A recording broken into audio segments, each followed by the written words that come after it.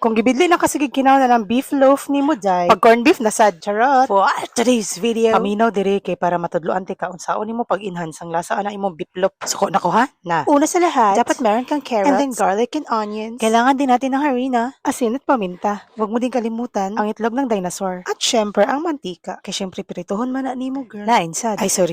And last but not the least, ang imuhang beef loaf. Away, sara na kahuyupan ron. Oh. So, karon imekos-mekos lang na sila mga inday. Carrots, beef loaf, tiklok, bombay ug ahos. Ug lata-lata lang na sama sa kalata si mong baba. Atik lang. Ug sa walay pagdugay-dugay, i-add na natin ang harina. This will make the mixture stick together. Char. May posible nag-stick together. Kamusta mong ex? Charot. So, ilagay mo na ang paminta, tapos kaunting vitsin, tapos kaunting asin. Huy, nganong na vitsin? Di, magbuot. Maglagay talaga ako ng vitsin, day, kasi trip ko lang. It's up to you naman. Bahala kasi mong life. Okay, done magmekos-mekos. Proceed na sa next step. It's up to you kung gaano kalaki ang gusto mong serving. Ako, gusto ko 1 spoon lang. Because the more the merrier. Kabalo ko, kasagaran sa inyo diri is naga-boarding house. Some of you here are students nga nag-board lang po. O kabalo pod ko na sa inyong konsumo. Never di mawala ang beef loaf. Kaya ako, as a cooking mama, / working mom, / frustrated vlogger, / feeling food vlogger, gusto ko kayong bigyan ng idea. Para naman at least, hindi lang puro plain yung kinakain natin. But first things first, medyo kuti lang gid siya. So ayaw pag tinapulan. Kung gusto ka glami, day paningkamo. Anyway, natapos ko na siya kahit ang dami kong chika. Good morning sa inyong lahat. Tara, mga unta.